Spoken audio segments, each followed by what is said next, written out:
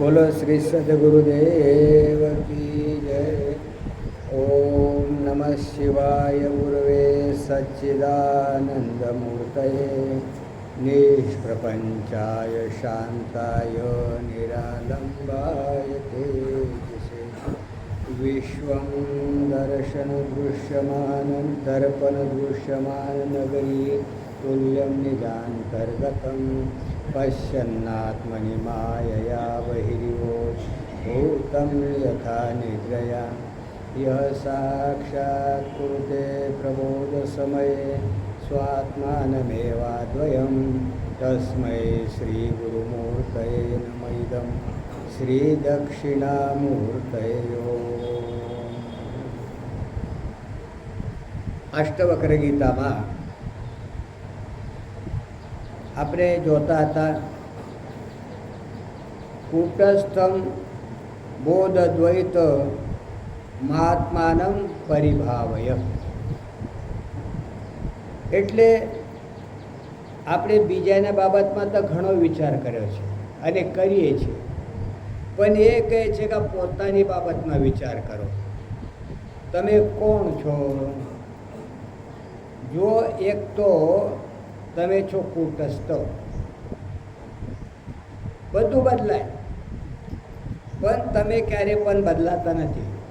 બાળક હતા, યુવાન થયા, યુવાની બદલાઈ ગઈ, ઘરડા થયા. આ નાનપણમાં કોઈ લાકડીવાળા જોવામાં આવતા તો ઘંટો સુધી દરવાજા બંધ કરી અને સાંભળતા એ બાબતમાં શું કહે છે. અને ગોરી છે, સુશીલ છે, એક દિવસ એ વીતી ગયા છે અને મન પણ બદલાઈ ગયો છે.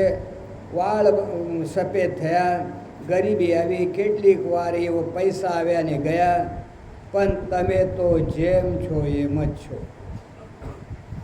હું તે જ છું. એને કહે છે કૂટસ્થ. કૂટવસ્થિત કૂટસ્થ. કૂટ એટલે લોહારની આયરન અને સોનીની આયરન. એના ઉપર સોની કેટલાય દાગીના બનાવે, ઘડાઈ જાય, પણ એમાં કોઈ ફેરફાર ન થાય આયરનમાં. અને આ લોહાર, એના ઉપર મોટા મોટા ઘન પડતા હોય, હથિયારો થાય, સાધનો બને, પણ આયરન એમને એમ હોય છે. એવી રીતે આ મનરૂપી લોહાર કા સોનાર ગમે એટલા આ જગતના ઘાટ ઘડે, પણ એ જે આયરન છે આત્મતત્વમાં કોઈ ફેરફાર પડતો નથી. વ્યવહારમાં તો એક ભાઈ કહે કે સોની ને આયરન છે ને, એને સવારે આમ ઘસવું પડે, ટીચા પડે. એટલે ભાઈ દૃષ્ટાંત સર્વાંગીન ન હોય, દૃષ્ટાંત એકાંગીન હોય. એમાં તો કદાચ એ બને, પણ આ આયરન એવી છે કે જેમાં ઘસવું પડતો નથી, સાફાઈ કરવો પડતો નથી. એના ઉપર જાણે કે બને છે એવું પ્રતીતિ જ માત્ર છે, એમાં કાંઈ બનતો નથી, બગડતો નથી. એટલે કૂટસ્થ છે. કૂટસ્થ બધા આકારો બદલાય, પણ તમારો જે સ્વરૂપ છે એમાં જરા પણ ફેરબદલ થતો નથી. તો કૂટસ્થ અપરિણામી સતનો બોધ થાય. કૂટસ્થનો બોધ થાય એટલે અપરિણામી સત કે જેમાં ક્યારેય પરિણામ થતો નથી. ન બદલવાળી સત્તા, આ સત્તા ક્યારેય બદલાતી નથી. એ જડ છે તકા નહીં, જડ નથી. આયરન છે ને સોનીની, એ જડ છે. તો એવી રીતે આ જે કૂટસ્થ છે એ જડ છે તો કના બોધમ, જડ નથી, બોધ સ્વરૂપ છે, જ્ઞાન સ્વરૂપ છે, સત્ય સ્વરૂપ છે. ઠીક છે, એક એક રૂપમાં રહેતા છે ને, બદલતા છે ને, કે ના, અદ્વૈત સિવાય બીજું કોઈ વસ્તુ જ નથી. સંસારના ઉપર કોઈ પરમેશ્વર હશે કે નહીં? આપણા સંસાર ઉપર કોઈ પરમેશ્વર છે તો કે કોઈ પરમેશ્વર નથી. અંતકના અંદર કોઈ જીવ રહે છે તો કે ના, કોઈ જીવ નથી. તો દ્રષ્ટા તો કે નહીં. કારણ કે કાર્યકારણ હોય તો કે ના, કાર્યકારણ પણ નથી. અને આપણે વ્યષ્ટિ સમષ્ટિ ન કાર્યકારણ ન ઉત્પત્તિ પ્રલય, ત્યારે છે શું? આ દ્વૈત, દ્વૈત નામની કોઈ વસ્તુ જ નથી. અદ્વૈત છે, જ્યાં દ્વૈત નામની કોઈ વસ્તુ જ નથી, તો શું એમાંથી નિષ્કર્ષ નીકળ્યો? નિર્વિકાર અદ્વિતીય જ્ઞાન સ્વરૂપ સત છે ને, એ હું છું, એ બીજો કોઈ નથી. કુટસ્થ કહેવાથી આ જે કર્મ છે ને, આ કર્મનો સંબંધ નિવૃત્ત થયો, પરિણામનો સંબંધ નિવૃત્ત થઈ ગયો છે. બોધ કહેવાથી જડતા નિવૃત્ત થઈ જાય, અને અદ્વૈત કહેવાથી દ્વૈત નિવૃત્ત થાય. તો સંબંધનો કોઈ પ્રશ્ન જ નથી. બે હોય તો સંબંધ થાય ને.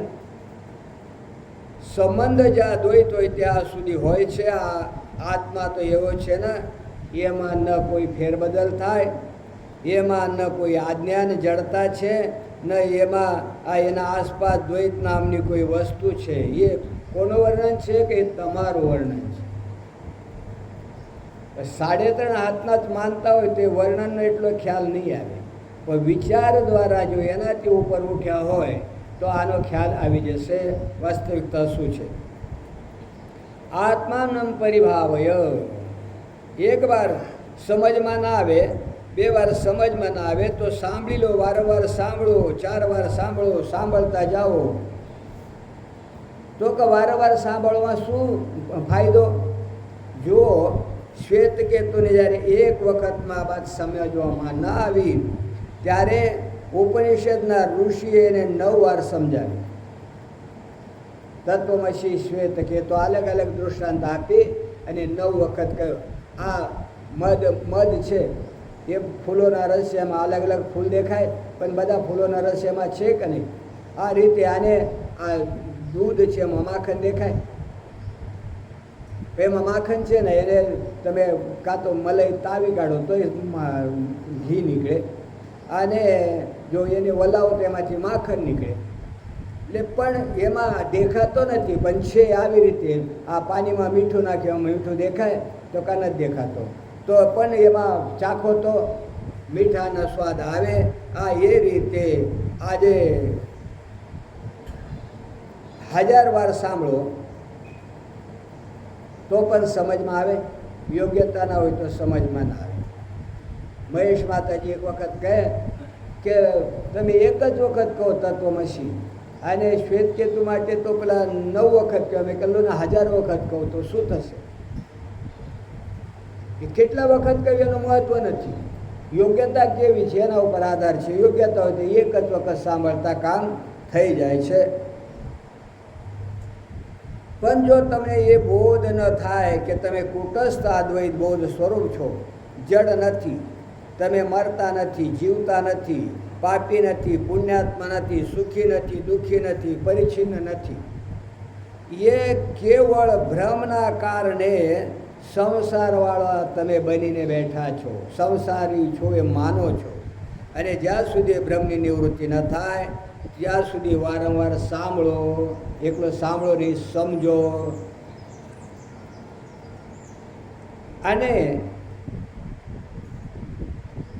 આ ભ્રમ નિવૃત્ત થઈ જાય, વૈકુંઠમાં જવાથી તમે બચી જાઓ. વૈકુંઠમાં જવાની જરૂર નથી. પલાયન, અને એ પલાયનવાદ છે કે ના, પલાયનવાદ પણ નથી. અરે જે સમાધિની ગુફામાં દરવાજા બંધ કરવા માગે છે ને, એ પણ પલાયનવાદી છે. વેદાંતો મહારાજ બહાદુરોનો, શૂરવીરોનો કામ છે. યોગવાળા તો દરવાજા બંધ કરીને સમાધિ બેસી જાય. ન ગર્જતી મહાકિંચિત યાવદ વેદાંત કેસરી. અને બધા શાસ્ત્ર તો આ ગીદડો છે ને, શિયાળો, એના અવાજ છે આ.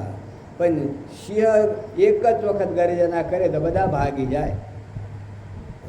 તમે હૃદયરૂપી કૂવામાં દરવાજા બંધ કરીને બેસી જાઓ, ભાગીને રાજાના દુર્ગમ કિલ્લામાં ઘૂસો નહીં.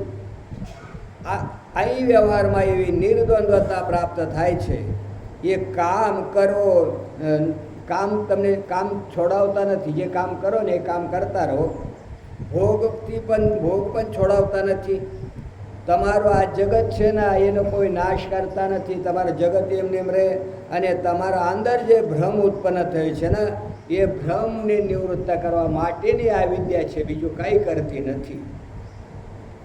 એ ધર્મ નથી, કારણ કે સાધન ધર્મ કરવામાં આવે છે. એ ઉપાસના નથી, કારણ કે ઉપાસનામાં પણ ભાવના છે. એ અભ્યાસ નથી, કારણ કે એમાં તો આવૃત્તિ કરવી પડે છે. સમાધિ નથી, વૈકુંઠ નથી, કોઈને કૃપા પાત્ર નથી. એ તો સત્યનો સાક્ષાત્કાર છે, પરમાર્થ તત્વનો સાક્ષાત્કાર થાય છે. કૂટસ્થમ બોધમ દ્વૈતમ આત્માનમ પરિભાવય આભાસોહમ ભ્રમમ મુક્ત્વા ભાવમ બાહ્ય મથાંતરમ. આભાસોહમ ભ્રમમ ત્યક્ત્વા. અલગ અલગ વસ્તુને એ ભેગો કરી એનું નામ છે આભાસ. અને અલગ અલગ વસ્તુ ભેગી કરી છે. ચાહે જાગ્રતમાં જાણો અથવા સ્વપ્નમાં જાણો અથવા સુષુપ્તિમાં જાણો. સુષુપ્તિમાં પણ સ્ફુટ સ્વરૂપથી જે વસ્તુને જાણનારો છે કે મારી સુષુપ્તિ મારી નથી, તારી સુષુપ્તિ નથી, તો પોતામાં જે ભિન્નતાનો આરોપ કરીને જાણવાવાળો છે ના એ આભાસ છે. એ આભાસવાદી જે આભાસને કરતા માને છે એ વ્યક્તિમાં આભાસ છે, સમષ્ટિમાં આભાસ છે, કાર્યમાં આભાસ છે, કારણમાં પણ આભાસ છે. તો કારણમાં આભાસ હોવાથી એનું નામ છે ઈશ્વર, અને કાર્યમાં આભાસ છે તો એનું નામ છે જીવ. અને તે આભાસ દેશ વિશેષમાં રહે છે, વૈકુંઠમાં અંતકરમાં રહે છે. કારણ કે જે આભાસ છે એ ક્રિયાશીલ હોય છે. કાર્યમાં જે આભાસ છે એ ક્રિયાશીલ હોય છે, પરંતુ જેનો આભાસ છે એ ક્રિયાશીલ થતો નથી. આભાસ ક્રિયા કરે, પણ જેનો આભાસ પડે છે, જેનો પ્રતિબિંબ પડે છે, એ બિંબ કાંઈ કરતો નથી. જેવી રીતે ઘડાના પાણીમાં સૂર્યનો આભાસ છે તો હાલે છે, તો આભાસ હાલે છે, પરંતુ સૂર્ય હાલતો નથી. હાલે, પવન આવે ને આમ તલાવમાં સમજો ને પ્રતિબિંબ પડતો હોય સૂર્યનો, હાલે, ઝાડ હાલે, પાણી હાલે, તો સૂર્ય હાલે તો કના? અરે પ્રતિબિંબે હાલતું નથી, તો બિંબ ક્યાંથી હાલે? તો આ આભાસવાદીઓને એક એવો અંતકરણ આરૂઢ ચેતન જોડી દો છે. એ ચૈતન્ય તો નથી, પરંતુ ત્યાં અંતકરણ સ્વચ્છ છે, અને એની સ્વચ્છતા ચૈતન્ય સાથે એક થઈ છે, વિવેક થતો નથી. તો આ જે આભાસ છે એ હું છું, એ ભ્રમને છોડો. આ સુખી છે, આ દુઃખી છે, પાપી છે, પુણ્યાત્મા છે, બ્રાહ્મણ છે, ક્ષત્રિય છે, આ માને છે. વર્ણાશ્રમની વ્યવસ્થા એમાં રહી. હું વર્ણી છું, આશ્રમી છું, જન્મવાન છું, મરણવાન છું. આ વિવેકના કારણે બધું આભાસનું કાર્ય છે.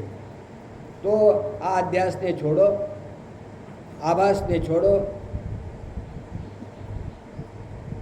અને બહારના નિમિત્તથી અંદરના નિમિત્તથી ભાવ ઉત્પન્ન થાય છે એને પણ છોડો. હું કાળો, ગોરો, સ્ત્રી, પુરુષ, એ બહારનો ભાવ છે. એ પણ હું સુખી છું, એ બહારના ભાવ છે, એને છોડો.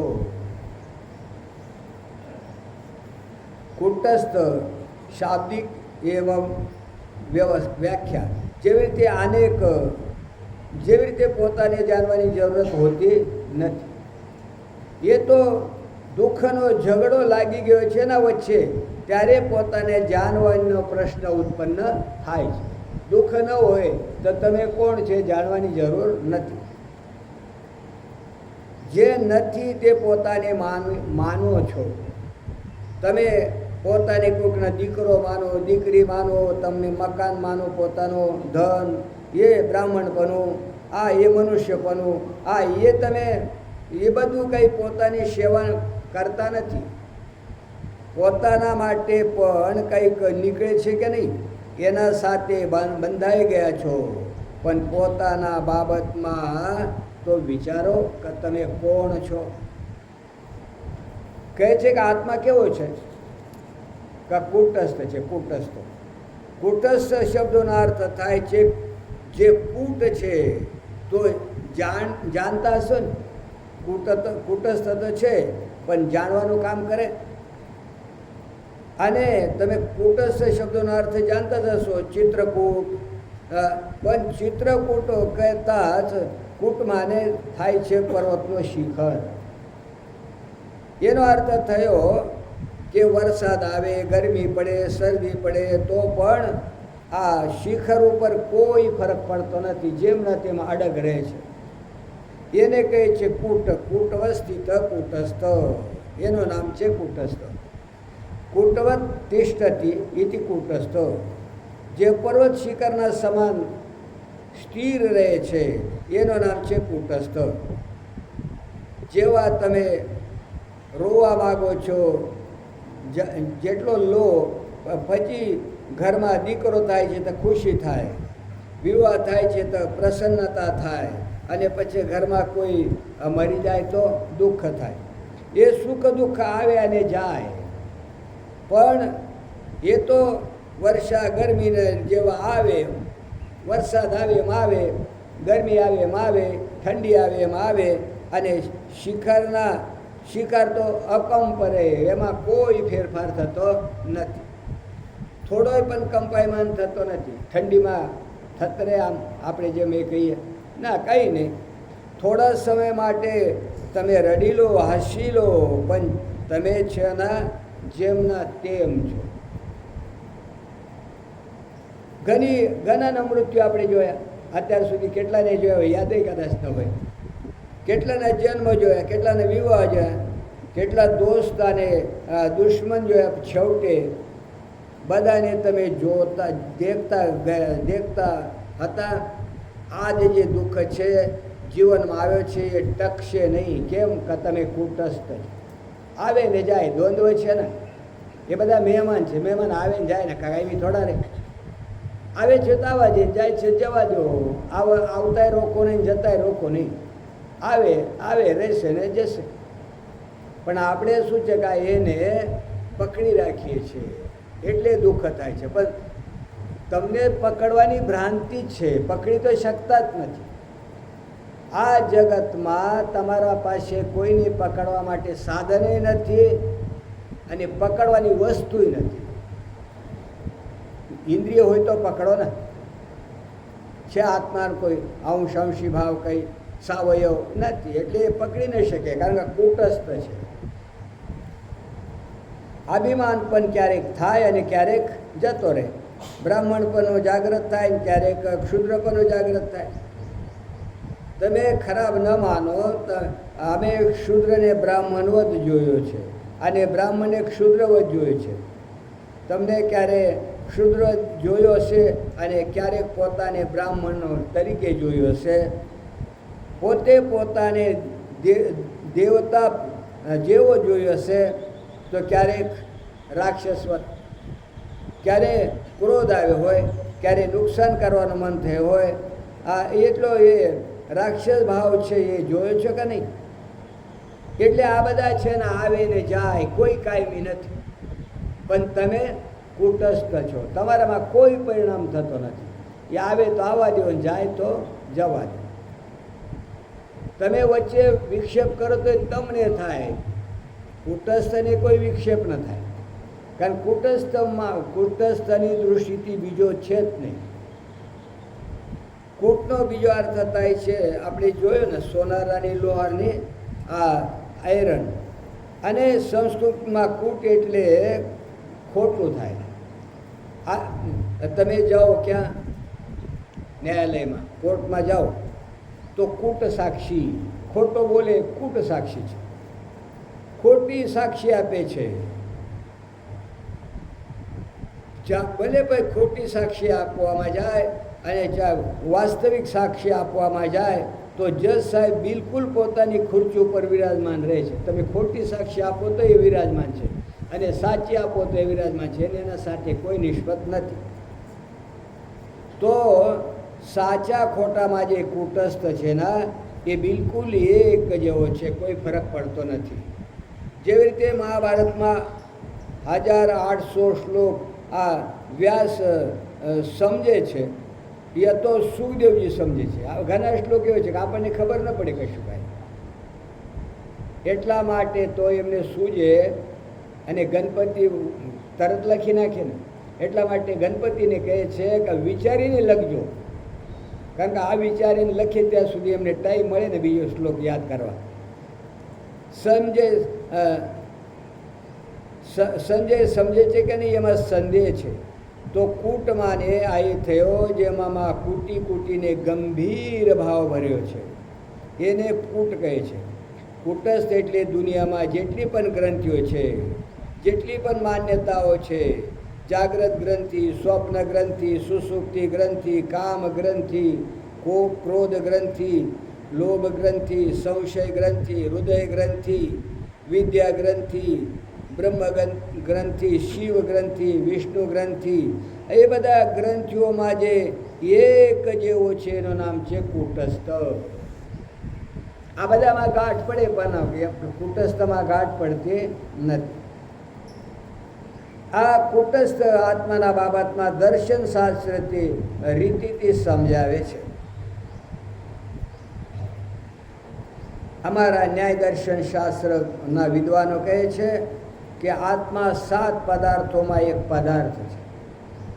ન્યાય અને વૈશેષિકોમાં કોઈ અભાવને પણ પદાર્થ માને છે, અને કોઈ નથી માનતા, કાંઈ નથી એને પદાર્થ માને. હવે કાંઈ નથી એ પદાર્થ થાય, વાજને દીકરો પદાર્થ થાય. એમાં આત્માને એક પદાર્થ માને છે અને આત્માનું નામ રાખે છે દ્રવ્ય. દ્રવ્ય એટલે જે દ્રવિત થાય, ઓગળે, એને કહે દ્રવ્ય. 9 દ્રવ્ય હોય છે, એમાંથી એક દ્રવ્ય આત્મા છે. એવો ના સમજતા કે બસ બસ નરક અને સ્વર્ગ પુનર્જન્મ આદિની ચર્ચા જ અમારા ગ્રંથોમાં છે. મજાની વાત તો એ આવે ને, લોકો એમ સમજે છે કે આપણા ગ્રંથોમાં કર્મની, પાપ પુણ્યની, જન્મની જ વાત છે, એટલો જ સમજે છે. ખરા, એટલો સમજીને જ પ્રશ્ન કરે છે. અને તમે આગળનું સમજાવો ને રામ તારી માયા, બસ કાંઈ નહીં. જ્યાં ગમે એટલો સમજાવો, પ્રશ્ન એ ઊભો હોય, ત્યાં જ ઊભો હોય. કારણ શું છે કે એને આગળની ખબર નથી, અને બીજી એક તો યોગ્યતા નથી. પાકો કર્યો કે આ જગત સાચું છે. હવે મજા એ આવે કે જ્યારે પ્રશ્ન પૂછે ત્યારે અમે કહીએ કે આ જગત સાચું નથી, અને પેલો નક્કી કરીને બેઠો જગત સાચું છે. ગમે એટલી મહેનત કરો તો એના મગજમાંથી ભૂસાય નહીં, કારણ કે સમજવા જ તૈયાર નથી. સમજે તો સમજાય, ન સમજાય એવું કાંઈ નથી. આત્મા દ્રવ્ય છે એટલે કે વસ્તુ છે. તો દ્રવ્ય, ગુણ, કર્મ, સામાન્ય, વિશેષ અને અભાવ એ 7 પદાર્થ એ લોકો માને છે. અથવા અભાવને પદાર્થ ન માનો તો 6 પદાર્થ છે, એવો ન્યાય વૈશેષિકનો મત છે. હવે આત્મામાં જ્ઞાન છે કે નહીં? જ્યારે દ્રવ્યના રૂપમાં માનવામાં આવે છે તો પ્રશ્ન ઉત્પન્ન થાય છે. તો એ કહે છે કે જ્ઞાન આત્માનો ગુણ છે, આત્મા ગુણી છે. ગુણ ગુણીથી જુદો હોય. ગુણ ક્યારેક હોય, ક્યારેક ન પણ હોય, અને સ્વરૂપમાં ફેરફાર ન થાય. હવે આત્માને કૂટસ્થ સમજવા માટે તમે આ વાત ઉપર ધ્યાન આપો. આત્મા દ્રવ્ય છે અને જ્ઞાન ગુણ છે. તો ગુણ અને ગુણીનો સંબંધ નિત્ય છે એવો વેદાંતી લોકો માને છે. નૈયાયિક માને છે કે નહીં, એ એક પ્રશ્ન છે. અમે એવો માનીએ છીએ કે જ્યારે ગુણોમાં ઉપચય થાય એટલે કે ગુણ વધે અને ઘટે. ગુણ એક સરખો ન રહે. અને આ 3 ગુણ છે ને, વારા પરથી આવે ને જાય. કોઈ માણસને તમે સત્વગુણી સમજો, પણ એમાંથી સત્વગુણમાંથી રજોગુણ આવે, રજોગુણમાંથી તમોગુણ આવે, તમોગુણમાંથી સત્વગુણ આવે. કાયમી એક સરખો ન રહે. તમે જુઓ, જ્ઞાનરૂપી ગુણ છે એ સુસુપ્તિમાં છૂટી જાય અને સ્વપ્નમાં વધે છે, અને સુસુપ્તિમાં ઘટે છે. સ્વપ્નમાં વધી જાય છે અને જાગ્રતમાં ઘણો વધે છે જ્ઞાન ગુણ. અને આત્મા તો જેમના તેમ કુટસ્થ છે. અને જ્ઞાન ગુણ ક્યારેક ઘટે ક્યારેક વધે, એટલે એને ઉપચિત કહે છે, વધઘટ થાય. પણ જ્ઞાન છે ને અપચિત છે, એમાં વધઘટ નથી, સ્વરૂપમાં કોઈ વધઘટ નથી. કહે છે કે ઠીક છે, જ્ઞાન વધે અથવા ઘટે તો કુટસ્થ આત્મરૂપ દ્રવ્ય છે, એમાં શું બને છે અને એમાં શું બગડે? તો કહે છે કે પોતાના ધર્મમાં વિકાર ઉત્પન્ન કરે છે. જેવી રીતે કોઈ વસ્તુ જો વધારે ચમકે છે તો સાફ કરવામાં આવી છે, અને ઓછી ચમકે છે તો મૈલી છે. તો કોઈ પણ વસ્તુનો ગુણ જ્યારે પ્રગટ થાય છે અને લુપ્ત થાય છે, ત્યારે એ ગુણી પદાર્થમાં કોઈના કોઈ વિકાર જરૂર થાય છે. જેવી રીતે જવાની આવે છે અને જવાનીના આધાર રૂપ શરીરમાં વિકાર થાય છે, અને ઘડ પણ આવે છે. જોઈતો નથી તોય આવે, બરાબર? કેટલી મહેનત કરો છો તોય આવે ને. ગમે એટલો તમે પહેલાંમાં જઈને રંગરોગાન કરી આવો ને તો એ તો ક્યાં સુધી, મોડો ધોવો એટલે જેવું હતું એવું ને એવું. ત્યારે ઘડપણના આધારરૂપ શરીરમાં પણ વિકાર થાય છે.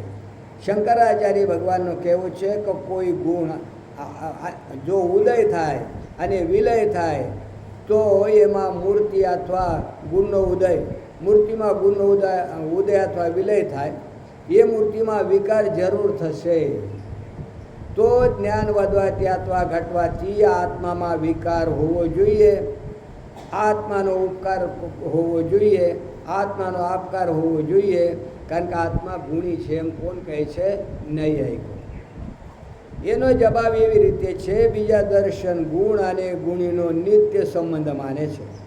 એવી રીતે ન્યાયમાં આત્મા રૂપ દ્રવ્યનો ગુણરૂપ પદાર્થ સાથે ગુણ ગુણી ભાવ નિત્ય નથી. કેમ નથી એ વાત જાણીને સંભળાવે છે કે કોઈની સમજમાં ના આવે તો અહીં વિચાર છે કે પ્રાચીન ગ્રંથકારો, શાસ્ત્રકારો વિષયમાં કોઈ હલકો ફૂલકો ઉથલ પાથલ કા વિચાર નથી કરતા, એ ગંભીર વિચાર કરે છે. એમાં એના હૃદયમાં આ શ્રદ્ધા ઉત્પન્ન થાય છે કે મારી અક્કલ કેટલો જાણી શકે છે, મારી બુદ્ધિ કેટલો જાણી શકે. એટલો જ નહીં, એનાથી આગળ કંઈક છે. પોતાને બુદ્ધિનું અભિમાન જો માણસ છોડી દે તો સારામાં સારું છે, વાસ્તવિકતાની ખબર પડે. બુદ્ધિનો પણ બાદ થાય છે. બુદ્ધિનો બાદ ન થાય તો ત્યાં સુધી વાસ્તવિક તત્વની સમજણ ન પડે. બુદ્ધિને વિશેષ મહત્વ આપશો ને તો અટકી જશો. પછી જે ક્યારેક ઊંઘે ને ક્યારેક જાગે, વાદળા જેવો વિખાઈ જાય તો એ બુદ્ધિને એટલો અભિમાન. આ એ બુદ્ધિનો જે પ્રકાશક છે, એ બુદ્ધિનો જે અધિષ્ઠાન છે, આ એને જાણો તો ખબર પડે કે વાસ્તવિક ત્રણેય કાળમાં નથી. ભલે દેખાય, ત્યાં જ નજીક જઈને ખબર પડે કે આ પાણી નથી, ભલે ના મૃગજળ દેખાય, પણ ક્રિયા નહીં થાય કાંઈ. એવી રીતે જ્યારે આ સત્યત્વ બુદ્ધિ છે ને એની નિવૃત્તિ થઈ જવી જોઈએ.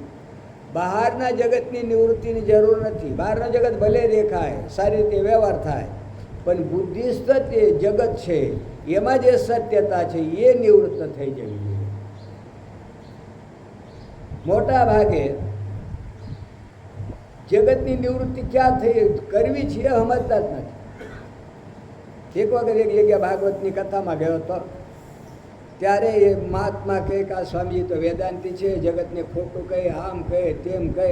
હવે આ મારો જે વિષય હતો એને કાપી નાખેલો.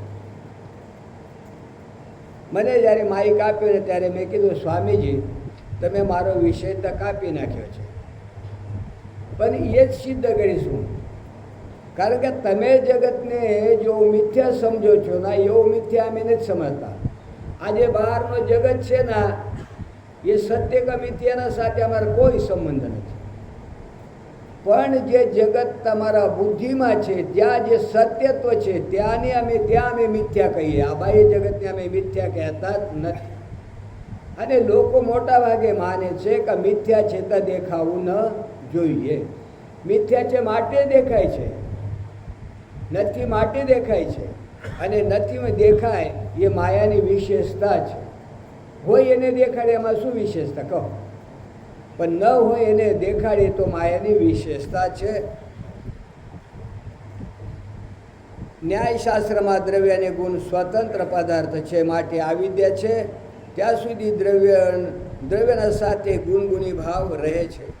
ન્યાય દર્શનની રીતિથી પણ સુખ દુઃખનો કારણ, જન્મ મરણનો કારણ, પ્રવૃત્તિનો કારણ, દેહ અને દેહનો કારણ આવિદ્યા છે. મોટાભાગના આવિદ્યા માને ખરા કારણ. આવિદ્યાની નિવૃત્તિ થઈ જશે ત્યારે આત્મ સ્વરૂપ દ્રવ્યના સાથે ગુણ પદાર્થોનો સંબંધ ન રહે. આ સંબંધનો વિલય કરે છે. ત્યારે વેદાંત કહે છે કે એ વસ્તુ જ નથી કે જેના સાથે તમે સંબંધ માનો છો. એ વસ્તુ છે એ ભ્રાંતિ છે, અને એના સાથે સંબંધ છે એ પણ ભ્રાંતિ છે. આ ગુણરહિત આત્માની સ્થિતિ છે. શુદ્ધ દ્રવ્યના રૂપમાં એ મોક્ષ દશામાં રહેશે. એટલા માટે ગુણકૃત જે વિકાર છે કૂટસ્થ આત્મામાં નથી. આત્મા કૂટસ્થ દ્રવ્ય છે, એટલે આત્મામાં કોઈ વિકાર નથી. વેદાંતિઓ કહે છે કે તમે નિર્વિકાર કૂટસ્થ તત્વો સિદ્ધ કરી દીધો. ગુણને અન્ય પદાર્થ માનીને અને જ્ઞાનને માની લીધો. પણ મોક્ષ દશામાં જ્યારે જ્ઞાનરૂપ ગુણના સાથે આત્માનો કોઈ સંબંધ નહીં રહે તો આત્મા મોક્ષ દશામાં પથ્થરના જેવો જડ થઈ જશે. જે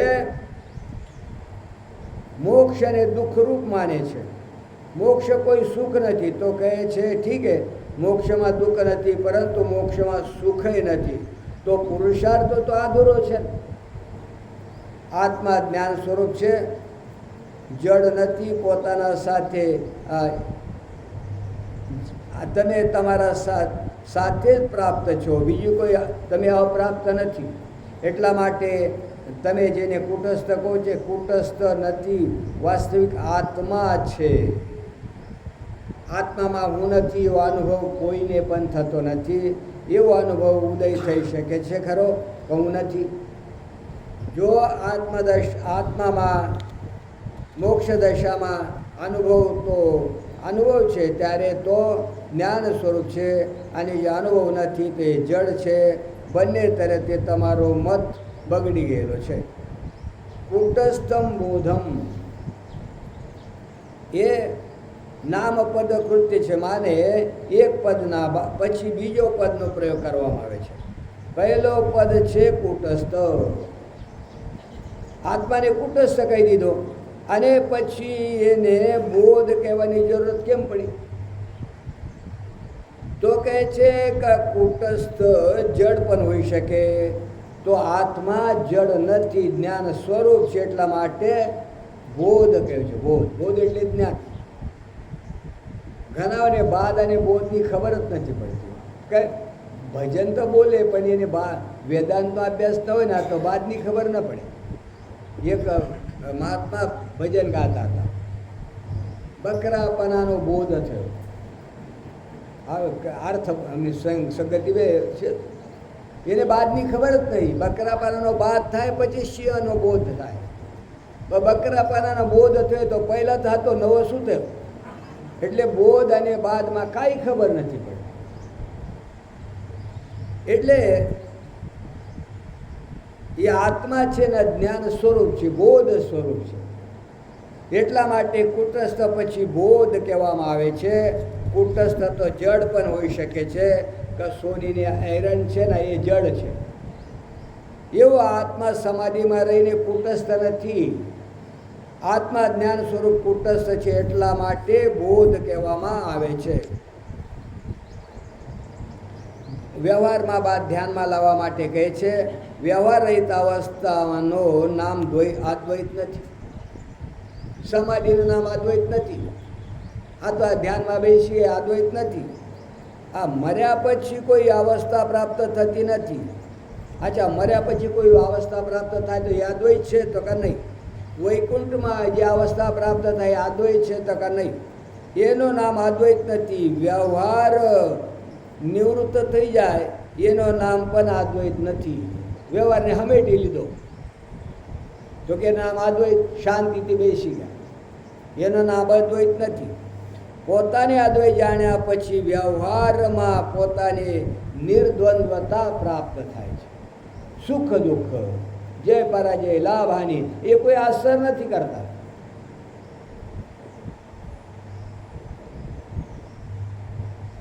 આપણે પોતે શાંતિ પ્રાપ્ત કરવા માગીએ છીએ. શાંતિ એ પુરુષાર્થ નથી. અને લગભગ બીજા સંપ્રદાયમાં તમે જો શાંતિને પુરુષાર્થ માને છે. વિપશ્યનામાં જાઓ, શાંતિ શાંતિ, લોકોને થોડી શાંતિ મળે ને તો બસ પહોંચી ગયા એમ જ માને છે. પણ આપણે શાંતિ આપવા માંગતા નથી. શાંતિ પુરુષાર્થ નથી. એકલી શાંતિને કોણ ઈચ્છે છે? આપણે નિર્ભયતા આપવા માગીએ છીએ. વેદાંત છે ને એ તમને વ્યવહારમાં નિર્ભય બનાવે છે. વ્યવહારમાં પણ કોઈ જાતનો ભય ન રહે. આંખ બંધ કરીને શાંત બની શકાતો નથી. વેદાંત તમને ગાંડો બનાવવા માટે નથી, અને એ કરીને તમે કપડાં ફાડો ને એટલા માટે નથી. વેદાંત તમને પથ્થરની મૂર્તિના જેવો નિષ્ક્રિય કરવા માટે નથી. જ્યારે વેદાંત શું છે? શાંતિ અને વિક્ષેપ બંનેને તમે બંનેમાં તમે એક સરખા જ રહો. વિક્ષેપ આવે તો ભલે, શાંતિ આવે તો ભલે, પણ તમે કેવા કે એક સરખા છો. કર્મ અને મુક્ત દશા બંનેમાં તમે એક જેવા છો. સુખ અને દુઃખમાં પણ એક જેવા જ છો. એ જીવનો નિર્ભય બનાવે છે વેદાંત. વેદાંત કેવળ વ્યવહારાતીત દશામાં નથી, વ્યવહારમાં પણ હોય છે. કેવળ ભાવાતીત દશામાં જ નથી, ભાવ દશામાં પણ હોય છે. એ કેવળ ધ્યાનાતીત નથી, ધ્યાન પણ નથી, વિક્ષેપ પણ નથી. જ્યાં સુધી જે તમે મલિનતાથી ગ્રસ્ત હો એ સમય પણ વેદાંત તમને છોડતો નથી. ક્રિયાયુક્ત મલિનતામાં પણ વેદાંત તમને છોડતો નથી. ભાવયુક્ત દોષમાં પણ વેદાંત તમને છોડતો નથી. ચાંચલ્યમાં પણ વેદાંત છોડતો નથી. જે સમયે તમે પોતાને બ્રાહ્મણ ક્ષત્રિય માનીને અભિમાન કરો છો એ સમયે પણ વેદાંત તમને છોડતો નથી. વેદાંત એ વસ્તુ છે જે પોતાને ક્યારેય કોઈ પણ અવસ્થામાં છોડી શકતી નથી. કોઈ એવી વસ્તુ હોય છે કે જે તમને યાદ ન રહે અને એ છૂટી જાય, એવી કોઈ વસ્તુ છે. તમે પોતાને ન જાણો તો છૂટી જાય. તો એ વેદાંત એટલે કેવળ શાંતિ નહીં, કેવળ સમાધિ નહીં, કેવળ વૈકુંઠ નહીં, કેવળ રોવું ગાવું હસવું નથી. અહીં તો બધી સ્થિતિમાં મજા જ મજા છે. એટલે તમને સમજાવે છે કે તમે જે માન્યતા છે ને તમારી કે આ શાંતિ છે, આ મુક્તિ છે, ઉપાસકો વૈકુંઠમાં મુક્તિ માને, આ એવો તો માનો છે, એવો આ નથી. એ મરણ જીવન બંનેમાં નિર્ભય બનાવે છે, નિર્દ્વંદ બનાવે છે. મૃત્યુમાં નિર્ભય અને જન્મમાં પણ નિર્ભય. ગર્ભમાંથી જ કહી દે ને, સૂર્ય મનુભવશ્ય, હું સૂર્ય છે, હું જ મનુ હતો. આ એ કહે છે કે ગર્ભમાંથી કહી શકે છે. જેટલી એકાંગિક ક્રિયા છે બધી વેદાંત સંપ્રદાય બિલકુલ બહિર્ભૂત છે. એટલા માટે કુટસ્થ બોધ, અને બોધ એટલે જ્ઞાન માત્ર. તમને હવા એટલે સાવધાની વગર કંઈ કોઈ ક્રિયા થાય, કોઈ જ્ઞાન થાય, કોઈ કામ થાય તો કે નહીં. જ્ઞાન વગર કોઈ કામ થતો જ નથી. તમે ઊંઘો છે વાત પણ જો ઊંઘવાનું જ્ઞાન ન હોય તો તમને ખબર કેવી રીતે પડે? તમે બોધ સ્વરૂપ છો, જ્ઞાન સ્વરૂપ છો. તમે ઊંઘ્યા હતા એ તમને ખબર પડે છે, અને જાગો છે પણ તમને ખબર પડે છે.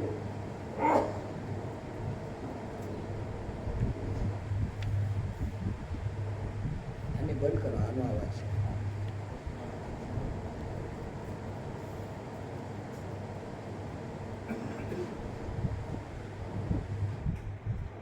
ચાર્વાક મતમાં જડથી જ્ઞાન ઉત્પન્ન થાય છે. થોડો ઓછો કરવો વહેલો. જૈન મતમાં આત્મા જ્ઞાન છે પણ એ વધે છે ને ઘટે છે. બૌદ્ધ મતમાં આત્મા જ્ઞાન છે પણ એ નષ્ટ થઈ જાય છે અને ઉત્પન્ન થાય છે. ક્ષણિક વિજ્ઞાન છે. ન્યાય વૈશેષિક મતમાં જ્ઞાન ગુણ છે, આત્મરૂપ દ્રવ્ય છે. સાંખ્ય અને યોગ મતમાં તો આત્મા જ્ઞાન છે. આ એ માને છે કે કર્મના સાથેનો કોઈ સંબંધ આત્માનો નથી. એને બિલકુલ વિકાર નથી. એકદમ દ્રષ્ટા, સાક્ષી, કુટસ્થ, પરંતુ સાથે સાથે ઔપાધિક અનેકતાને આત્માના સાથે જોડે છે. આશ્ચર્ય છે, વિભુ છે અને આનેક છે. અને આત્મા કરતા નથી, આસંગ છે. ભોગતા છે તો આસંગતા ક્યાં રહી?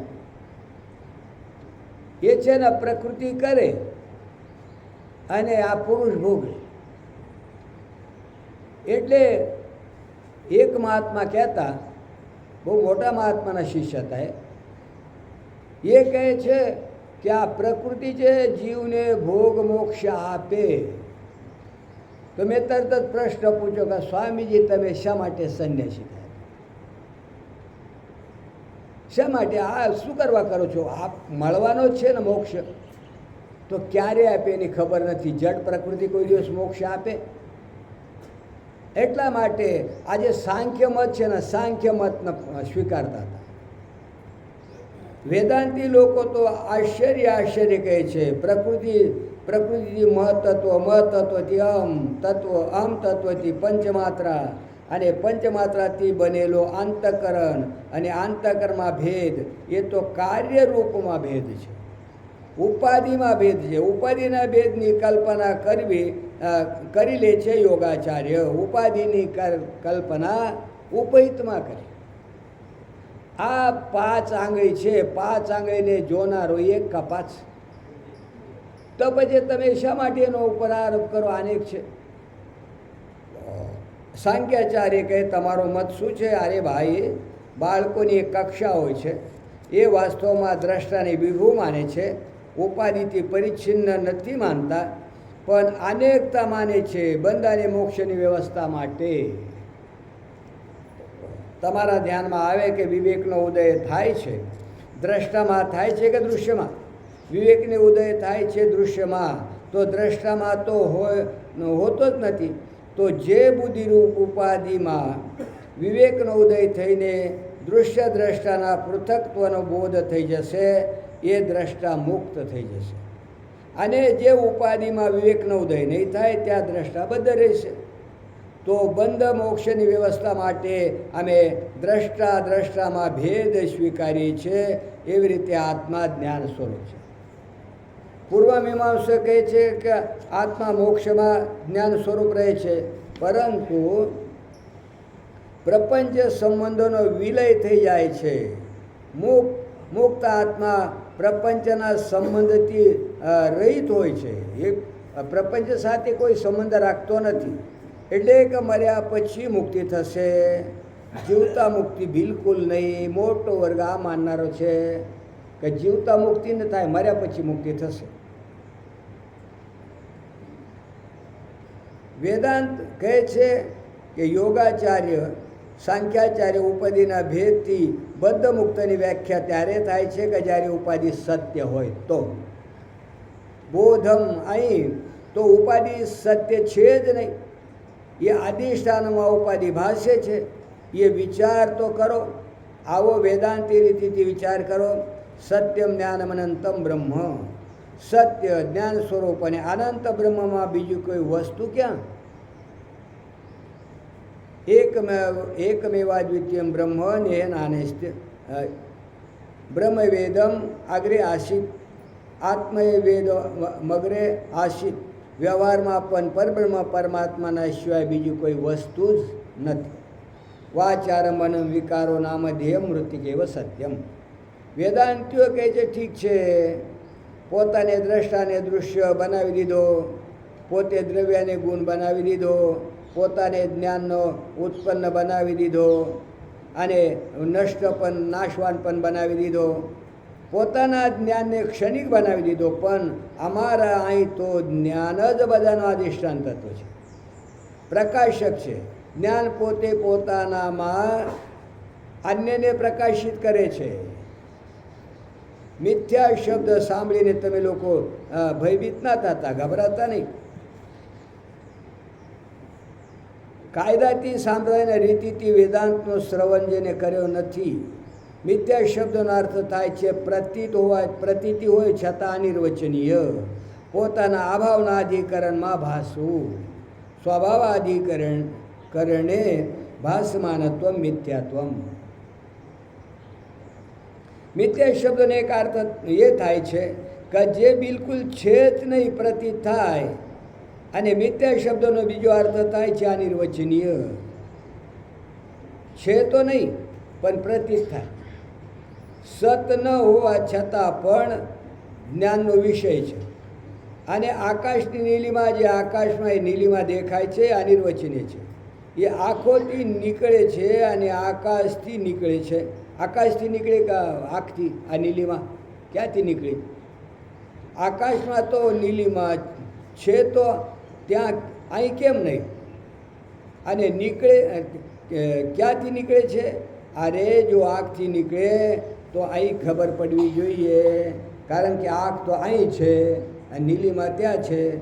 અને જો આંખ અને આકાશ બંનેના રહેવાથી પર આ નીલિમા પ્રતીત થાય છે, પરંતુ મહારાજ આકાશમાં આ ભૂરો રંગ છે જ નહીં, ભાસે છે.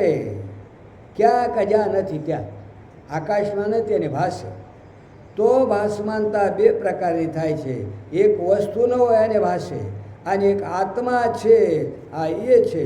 કારણ કે આત્મા નથી એ બોધ, એ જ્ઞાન કોઈને પણ ક્યારે થઈ શકે એમ નથી. કોઈ એ ન કહી શકે કે હું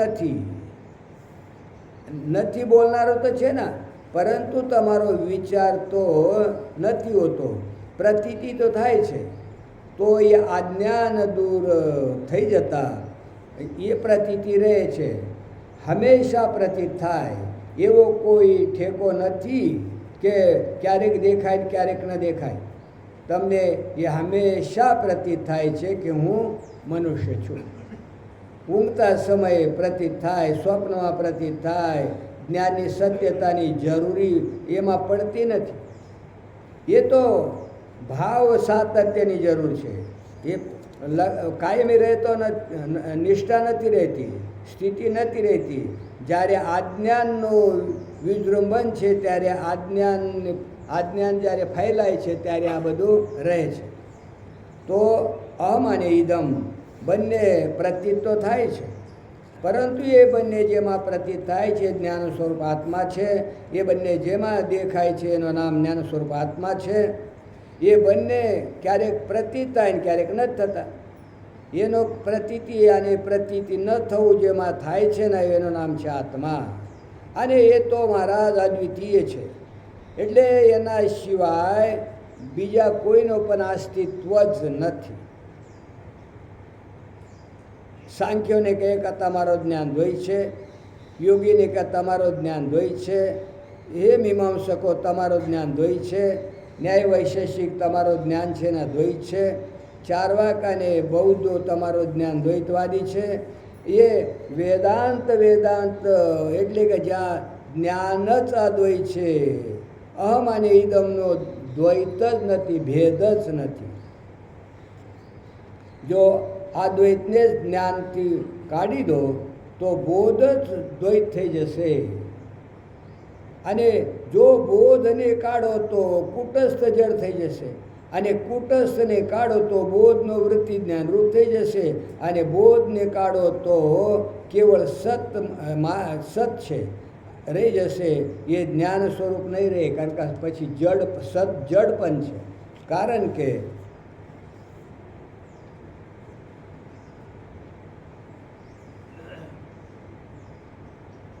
જે કંઈ છે એ જ્ઞાન આત્મા સિવાય થઈ શકતો નથી, આત્મા વગર થઈ શકતો નથી.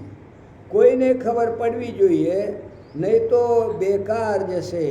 કોઈને છે અવસ્થાની ખબર પડે અને એ ખબર પડે છે એ ભૂલીને તમે જ હું ને એક બાજુ મૂકીને ભ્રાંતિથી પોતાને માનો છો શરીર.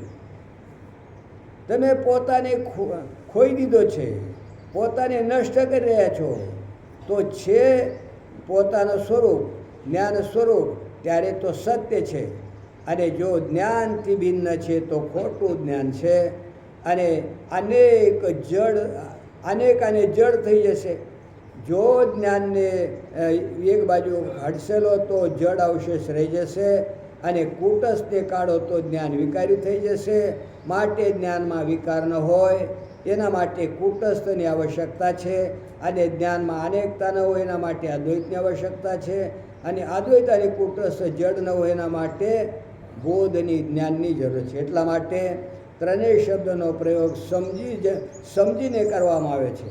જ્યારે તમે આત્મચિંતન કરો ત્યારે કૂટસ્થમ બોધમાં દ્વૈતમાં મદ્વૈતમ આત્મનમ, એ આત્માનું વર્ણન છે. શાંત ના બેસી રહો, ચિંતન કરો. હું જે આભાસ છે એને છોડો, અને બાહ્ય અંતરનો જે ભાવ છે એમાં ફસાવો નહીં, અને પોતાના સ્વરૂપને જાણવાનો પ્રયત્ન કરો. અને જ્યારે પોતાના સ્વરૂપને જાણશો ત્યારે જોશો તમે જ્યાં છો, જ્યારે છો, જેવા છો એ અવસ્થામાં બિલકુલ કૃત્ય છો. ન તમારા પાપ, ન પુણ્ય, ન સુખ, ન દુઃખ, ન જવું, ન આવવું, ન કોઈ પોતાનો, ન કોઈ પારકો, ન જન્મ, ન મરણ.